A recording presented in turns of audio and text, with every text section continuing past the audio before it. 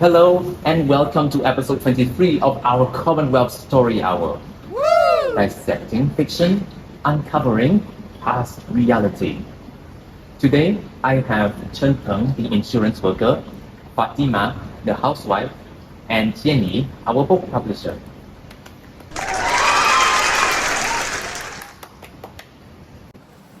So what's the story we're looking for today?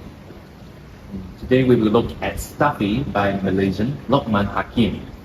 So it's an interesting tale about a man and his community of villagers who race against a growing city. What we're going to do is to extract two elements. We're going to discuss two elements. First, we are looking into each character and their representation. Next, we will look at the themes. We will relate it to the Commonwealth and their colonial history. You ready, right, everyone? Oh, yes, Yeah. of course. Good. So why don't you start first, Fatima? Oh, sure. So the character that I decided to go with is Big Sister Tina. So Big Sister Tina is quite literally half lady, half rabbit, and she literally has the head of a rabbit. So she currently is the owner of the village stall where she sells nut crepes and chicken curry. And the story begins with her being a very nice and friendly lady to the narrator and to the other characters as well. But at one point in the story, the narrator asked this question about Old Man Ajis, to which Big Sister Tina responded in a very aggressive and irrationally angry way, which made the narrator confused as to why she was so angry in the first place, because it was a very innocent question posed by the narrator. So after he asked that question, after that whole ordeal, he had to go back home, and as he went back home, he felt someone following him, and he noticed a pair of rabbit ears, so that could only mean Big Sister Tina was the one who was following him. And the way she was acting around him was very strange and kind of aggressive, and he had no choice but to threaten her with a machete. So after that whole event, Big Sister Tina became from a friendly lady to someone who was very angry and violent. And she struck out at the narrator, she threatened the narrator, and this made me question as to why she was behaving in such a way. The story has like a lot of abstract elements, and one of the questions that I was very curious about was like, why was she trying so hard to hide Old Man Ajis from the narrator? And yeah, all of these abstract has made me confused and made me come up with more questions than answers. I'll go next. Well, my character is Old Man Ajis, the shop owner before Tina took over. Well, he is a city-gator who wants to stay away from the city at all costs. So I'll quote him. He said, "Stuffy as my room is, the city out there is stuffier," end quote. So point one, the city continues to grow, encroach, and approach him even though he tries to stay away from it.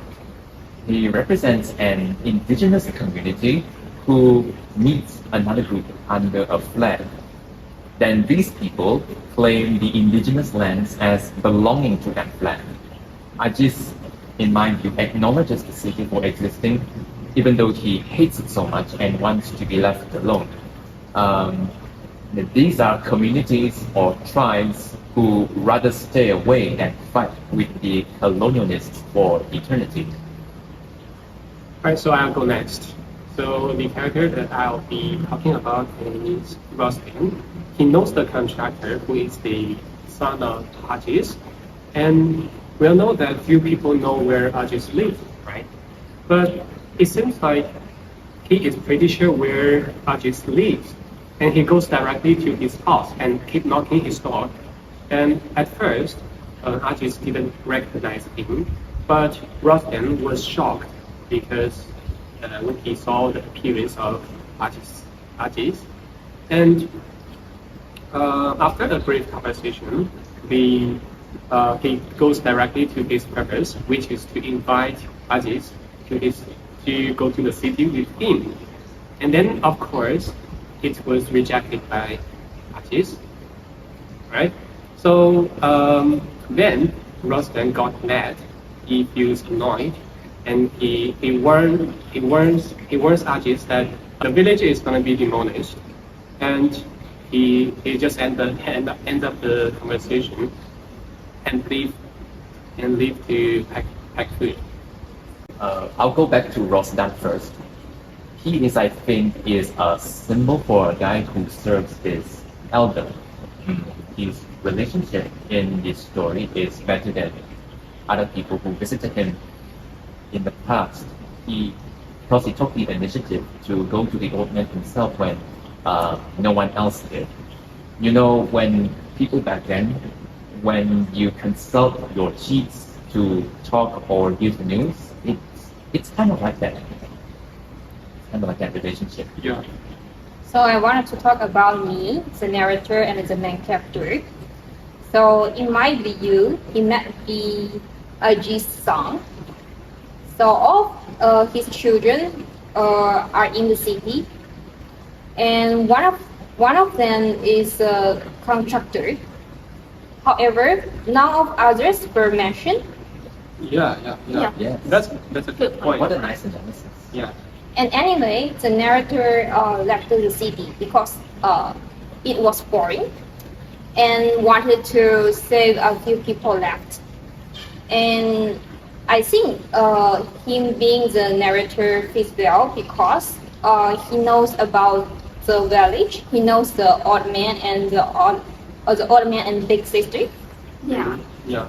And I actually remember Tina saying this quote, why is it that you, as the narrator, have to come here to the stall in our lives? You know everything. You don't have to say anything about us. So basically, him telling the story was pointless, and the harm urbanization has brought is far greater than the story can cover, in Big Sister Tina's opinion. So because the countryside is getting poorer and the cities are getting like much better when it comes to like promising jobs, higher pay, and other stuff.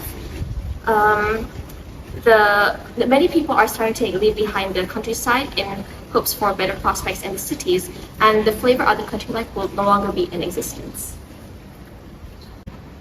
So as far back as civilization goes, we have villages of farmers slowly turning into larger settlements elsewhere. If we look at our own history, we have jungle fringe villages standing where our towns do now, on riverbanks and seashores. But then it slowly expanded into tin mines and rubber plantations, just to name a few. The new jobs that came out from these new businesses, new industries, actually attracted villagers from kampongs and enlarged others. And when the colonialists introduced new technologies like steamships and railways, the pace and percentage of migration actually increased. Now that we looked into the characters, now it's time to look at the themes. So it revolves around the contest between the city and basically everything else that's outside of it, like the village. So we are going to pick a variety of themes from the passages and share what we know. What do you think? So I'll start with the city itself. The author described it as a can with the whole world squeezed inside it, and people come to city non-stop. And when there is something new, then people they fight for it. And in this way, it's like a flag afflicted can that may explore at any time. So I think it is like colonization, like a new force brings something new, and the locals, they don't even know what they are. They just go and draw to the new settlement. So I will go next. The mice in the story are kind of like a metaphor. The author compares the real estate developers to mice, sterilizing people's over exploitation of land resources. So there's one quote that I want to share. There were mice tussling with one another only to become strangled by their own tails. I found that all people do is to fight, but get consumed by fighting. What do they get? Yeah. Absolutely. This is actually an interesting point, Jenny. Very interesting. I want to talk about the small dots that appears at the end of the story. So in the final passages, we see that the story of the world basically shrink into a point without the narrator's influence.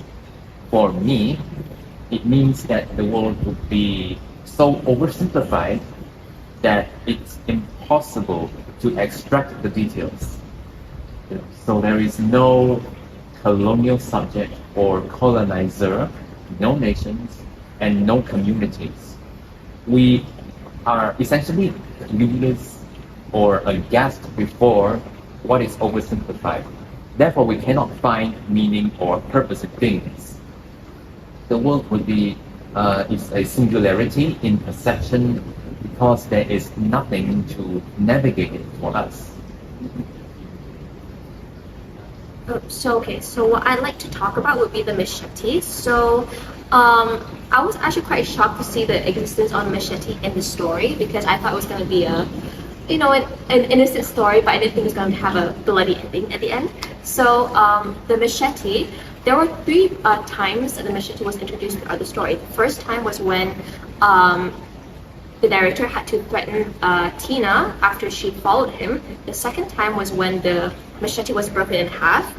And the third time was when Big Sister Tina attacked the narrator and decapitated him. So what I think the machete symbolizes is a symbol of resistance. It's like a resistance, an effort of a local people when faced by a foreign power to take matters into their own hands because they react when they can't control everything. So they really crave this chance to control because they really have nothing to lose.